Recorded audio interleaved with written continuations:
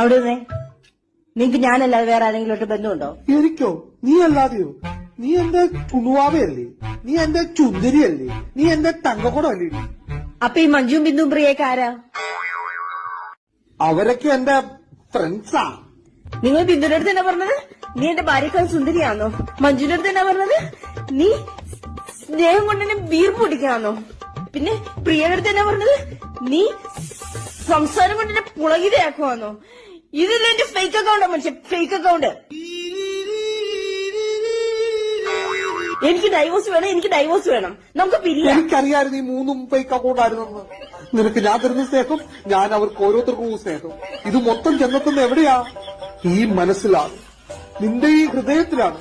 അപ്പൊ നീ സന്തോഷിക്കല്ലേ വേണ്ടത്?